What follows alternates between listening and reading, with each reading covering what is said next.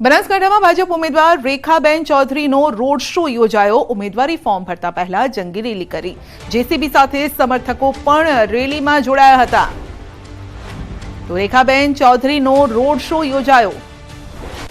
બીજેપીના ઉમેદવાર છે બનાસકાંઠા બેઠકથી અને તેઓ જેસીબી લઈને પહોંચ્યા હતા અને આપ જોઈ શકો છો જાણે કે કહેતા હોય કે ભલે જ્ઞાનીબેન ગમે તેટલો પ્રચાર કરે, જેસીબી થી ઉખાડી ફેંકવામાં આવશે એ પ્રકારનો ક્યાંક અહીંયા સંદેશ।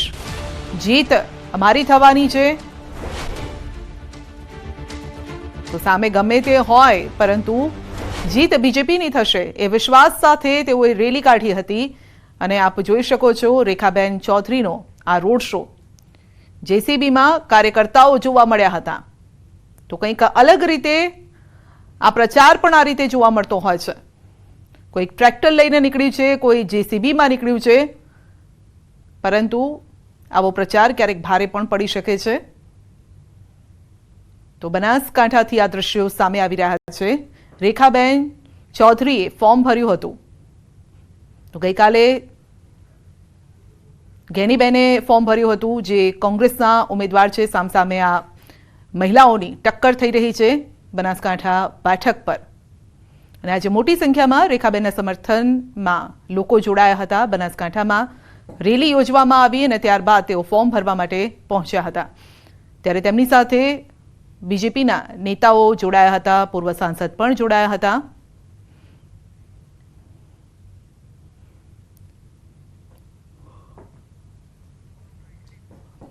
તો ઉમેદવારી ફોર્મ ભરતા પહેલા તેઓએ રેલી યોજી હતી અને રેલીમાં પણ કંઈક અલગ અંદાજ જોવા મળ્યો છે। તો આપ જોઈ શકો છો કે જ્યારે તેઓ સવાર થયા હતા ત્યારે મંડપ પણ બાંધેલો હતો, છત અહીંયા ઉપર જોવા મળી હતી, કારણ કે ગરમી છે। ગરમીના સમયમાં આ રેલીમાં લાંબો સમય લાગતો હોય છે, માટે ગરમીથી બચવા માટે અને બીજી તરફ જેસીબી સાથે સમર્થકો જોડાયા હતા। જેસીબીમાં ઊભા રહી અને તેમનું સ્વાગત કરવામાં આવ્યું હતું। રેખાબેનનો જે કાફલો હતો, જે રેલી હતી જ્યાંથી પસાર થઈ હતી, ત્યાં સળંગ આ જેસીબી જોવા મળ્યા અને જેસીબીમાં સવાર થયા સમર્થકો।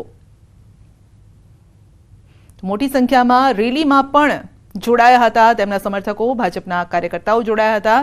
રેખાબેન ચૌધરીએ ફોર્મ ભર્યું ત્યારે બીજેપીના જે નેતાઓ છે તેઓ જોવા મળ્યા હતા।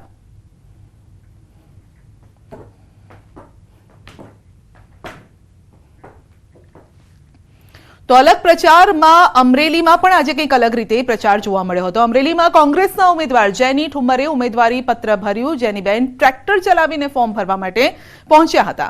વિશાળ રેલી સાથે જેનીબેન કલેક્ટર કચેરીએ પહોંચ્યા હતા અને રેલીમાં ભારત માતાની વેશભૂષા ધારણ કરેલી બાળાઓ પણ જોવા મળી હતી। તો પરેશ ધાનાણી, પ્રતાપ દુધાત, વિરજી ઠુમ્મર સહિતના આગેવાનો સાથે રહ્યા। ડમી ઉમેદવાર તરીકે વિરજીભાઈ ઠુમ્મરે ફોર્મ રજૂ કર્યું છે। તો પરેશ ધાનાણી ટ્રેક્ટરમાં આગળ બેસી ગયા હતા, જાણે કહેતા હોય કે હું તમારો સારથી છું। જેનીબેને ટ્રેક્ટર ચલાવ્યું હતું અને ટ્રેક્ટર ચલાવીને તેઓ પહોંચ્યા હતા।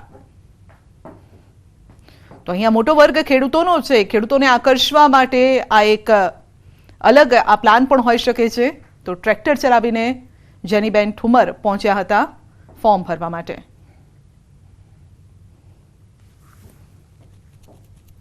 અવાજ બનવાની નેમ સાથે આજે હું આ ચૂંટણીના રણમેદાનમાં જંગમાં ઉતરી છું અને ઉમેદવારી પત્ર ભર્યું છે। ત્યારે મને સંપૂર્ણ વિશ્વાસ છે કે અમરેલીની જનતાનો આશીર્વાદ મારા ઉપર વરસશે અને આવનારી 4 જૂને હું વિજય ઘોષિત થઈને અમરેલી જિલ્લાનો અવાજ બનીશ।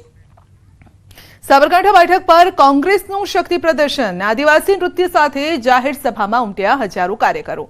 હિંમતનગર ખાતે કોંગ્રેસની જાહેર સભા। કોંગી ઉમેદવાર તુષાર ચૌધરી જાહેર સભા બાદ ઉમેદવારી ફોર્મ ભરવા માટે પહોંચ્યા અને જ્ઞાનીબેન પણ તેમની સાથે રેલીમાં જોડાયા હતા।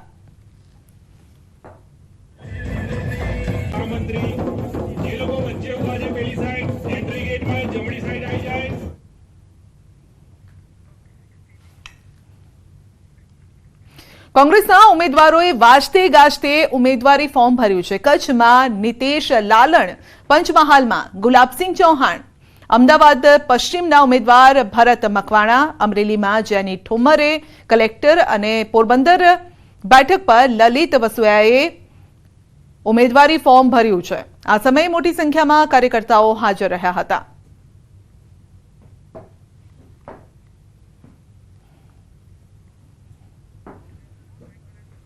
તો મોટી સંખ્યામાં કાર્યકર્તાઓ હાજર રહ્યા. કોંગ્રેસના આ તમામ ઉમેદવાર અલગ અલગ બેઠક પરથી તેઓ કોઈ રેલી કરીને પહોંચ્યું હતું સમર્થકો સાથે, કોઈ ટ્રેક્ટર પર સવાર થઈને પહોંચ્યું હતું, કોઈ વાજતે ગાજતે આદિવાસી નૃત્ય કરતા કરતા પહોંચ્યા હતા. તો પાલીતાણામાં દીપડાની દહેશત ફેલાય છે. પાલીતાણાના ગ્રામ્ય વિસ્તારોમાં વહેલી સવારે દીપડાએ મહિલા પર હુમલો કરતા મહિલાનું મોત થયું છે. દીપડાએ હુમલો કરતા મહિલા ઇજાગ્રસ્ત થઈ અને સારવાર દરમિયાન ભાવનગર ખસેડતા મહિલાનું મોત થયું છે. છેલ્લા એક સપ્તાહથી ગ્રામ્ય વિસ્તારોની આસપાસ દીપડાના આંટાફેરા વધી ગયા છે. સ્થાનિકો જણાવી રહ્યા છે કે તેઓ ડરના માહોલમાં જીવી રહ્યા છે. દીપડાએ મહિલા પર હુમલો કરતા લોકોમાં ભય પણ છે. સમગ્ર ઘટના અંગે વન વિભાગને જાણ થતાં દીપડાને ઝડપી પાડવાની કામગીરી હાથ ધરાઈ છે. રાજકોટમાં પોલીસ ફરી વિવાદમાં ઘેરાઈ છે. પોલીસે યુવકને માર મારતા યુવકનું મોત થયું છે. પાડોશીના ઝઘડામાં સમાધાન માટે ગયેલા યુવકને અજાણી પોલીસે માર મારી અને માલવીયનગર પોલીસ સ્ટેશન લઈ ગઈ હતી. તો યુવકને સારવાર અર્થે વોકહાટ હોસ્પિટલ ખસેડાયો. સારવાર દરમિયાન યુવકનું મોત થતાં માલવીયનગર પોલીસ મથકમાં ગુનો નોંધાયો છે.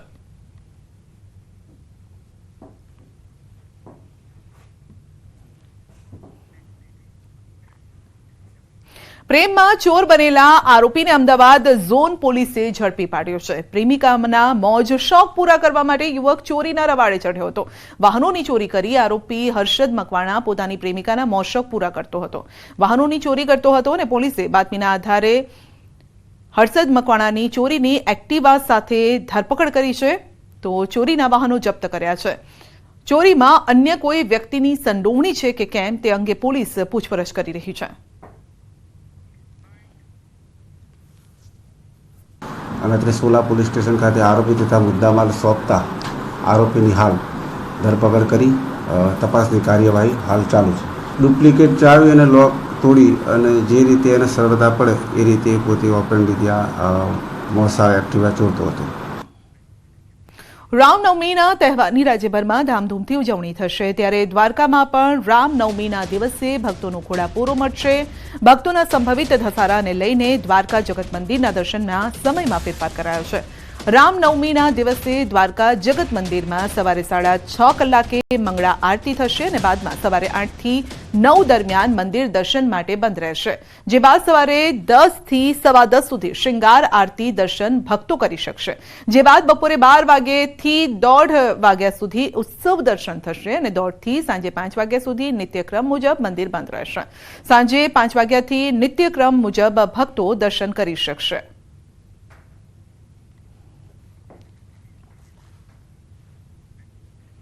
સામાન્ય રીતે માતા પિતા પોતાના બાળકોને જીવનમાં સંયમનો પાઠ શીખવાડે છે, પરંતુ સાબરકાંઠાના હિંમતનગરમાં બાળકોએ માતા પિતાને દીક્ષાની રાહ ચીંધી છે.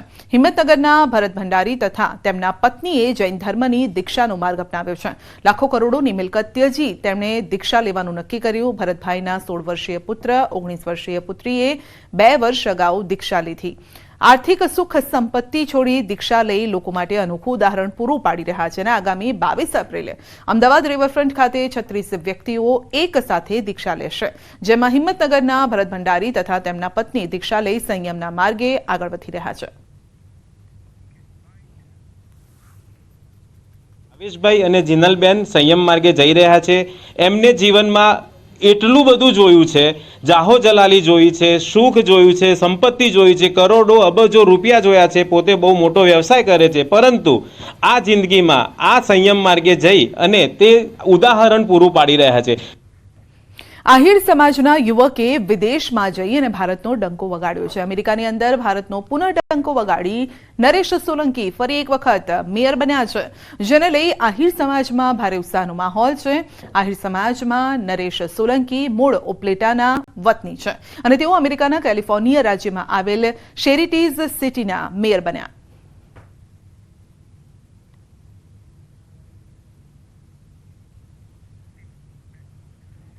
ખેડાના લોકસભાના ઉમેદવાર દેવસિંહ ચૌહાણે જંગી જનસભા સંબોધી કોંગ્રેસ પર કર્યા આકરા પ્રહારો. તો દ્રષ્ટિકરણની રાજનીતિમાંથી બહાર નથી આવી, મને કોંગ્રેસની ડિપોઝિટ જાય એમાં રસ છે, દેવસિંહનું કહેવું છે. રામ મંદિરમાં આમંત્રણ મળ્યું હોવા છતાં તેઓ આવ્યા નહીં. તો જેથી લોકોની ઉપસ્થિતિ જનસભા સંબોધી અને ભવ્ય રેલી યોજી હતી. દેવસિંહ પોતાની ઉમેદવારી નોંધાવવા માટે જઈ રહ્યા છે.